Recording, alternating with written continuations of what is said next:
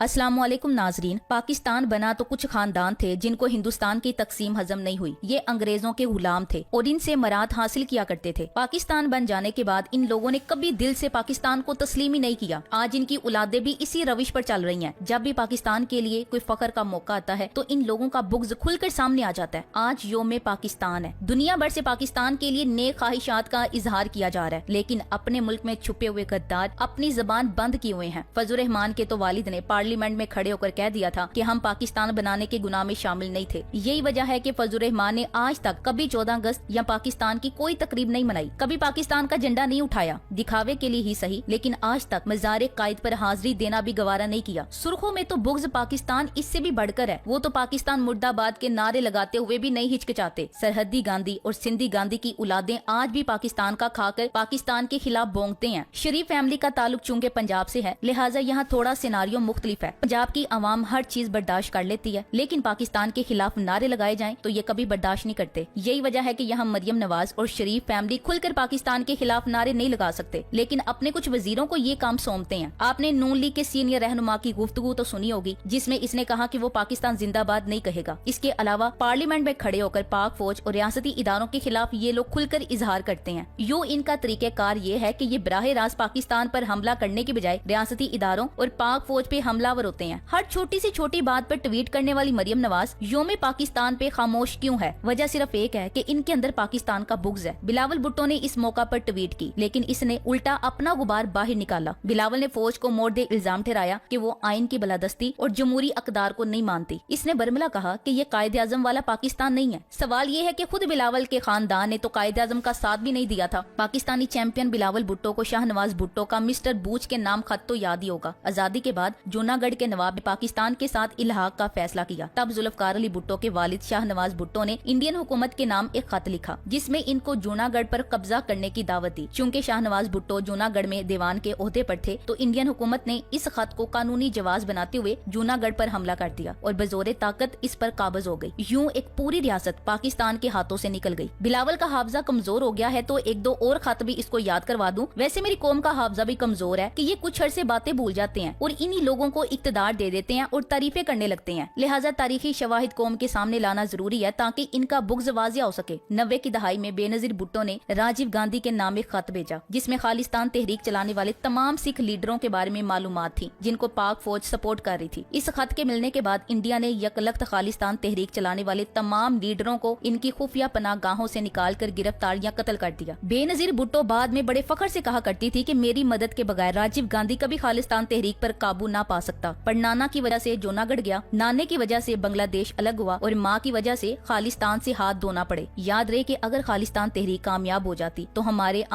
आधे बॉर्डर पर इंडिया की बजाय एक दो सिख मुल्क होता और कश्मीर इंडिया से कट जाता। इंडिया के टूटने का सिलसिला फिर नहीं रुकना था। इसी पर बस नहीं किया, बल्कि अपनी हुकूमत उलट जाने के बाद बेनजीर ने पाकिस्तान से बदला लेने की कोशिश की। 1990 में बेनजीर भुट्टो ने इंडिया में मौजूद अमरीकी सफीर के नाम खत लिखा, जिसमें इसने अमेरिका से अपील की कि पाकिस्तान को दी जाने वाली माशी और दिफाई इमदाद बंद की जाए और वर्ल्ड बैंक और IMF पाकिस्तान को कर्जा देना बंद करे। पाकिस्तान के साथ हर किस्म की तजारत बंद कर दी जाए ताकि पाकिस्तान में आम शख्स की जिंदगी मुअत्तल हो जाए। पाकिस्तान को F-16 त्यारे और इनके पुर्जों की फराहमी रोक दी जाए ताकि पाक फौज का दिमाग ठिकाने आ सके। आप इंडियन वजीर आजम पर दबाव डालें कि वो पाकिस्तान पर हमला करके पाकिस्तानी फौज को मसरूफ कर दे ताकि मेरे लिए आसानी हो सके। इनको आज तक मोहतरमा कहा जाता है। लगे हाथों आसिफ जरदारी के अमेरिकन एडमिरल माइकल मोलन के नाम खत का भी तस्करा हो जाए। मई 2011 में उस वक्त के सदर पाकिस्तान आसिफ अली जरदारी की जानिब से अमेरिकन एडमिरल माइकल मोलन के नाम एक खत लिखा गया, जो मेमोगेट स्कैंडल के नाम से मशहूर है। इस खत में आसिफ जरदारी ने अमेरिका से पाक फौज और ISI के खिलाफ मदद तलब की, जिसके बदले अमेरिका पेशकशें की गयी कि नंबर 1, अमरीकी सिफारिशात की रोशनी में उसामा बिन लादेन को पनाह देने या इससे ताल्लुकात रखने वाले तमाम मुश्तबा जर्नेलों के खिलाफ कार्रवाई की जाएगी। नंबर 2, अमेरिका की पसंदीदा तरीन शख्सियात पर मुश्तमिल एक नए सिविल दिफाई इदारे का क्याम जो ISI को काबू करे। नंबर 3, अमेरिका फोर्सेस को पाकिस्तान भर में कहीं भी ऑपरेशन करने की इजाजत। नंबर 4, एमन अजूरी, मुला उमर और सराजुद्दीन हक्कानी को फौरी तौर पर अमेरिका के हवाले करने का वादा। नंबर 5, ISI के सेक्शन S को बंद करने की यकीन दहानी जो अमेरिका के खिलाफ अफगान जहाद को कंट्रोल करता है। नंबर 6, मुंबई हमलों में इंडिया का मतलूब तमाम पाकिस्तानियों के खिलाफ फौरी कार्रवाई और इंडिया हवालगी की यकीन दहानी। नंबर 7, पाकिस्तान के एटमी प्रोग्राम तक अमेरिका की रसाई और निगरानी की पेशकश। इस मरासले का इंकशाफ पाकिस्तानी नयाद बिजनेसमैन मंसूर एजाज ने अपने एक आर्टिकल में किया। इसने दावा किया कि जरदारी हुकूमत ने पाक फौज को लगाम डालने और ISI को खत्म करने के लिए अमरीकी मदद मांगी है। आज बिलावल पाक फौज को जमहूरी अकदार और आइन की बलादस्ती सिखाने की कोशिश कर रहा है और अपना बुग़्ज़ अंडेल रहा है। पीपल्स पार्टी की अपनी जमहूरी तारीख भी किसी से छुपी हुई नहीं है।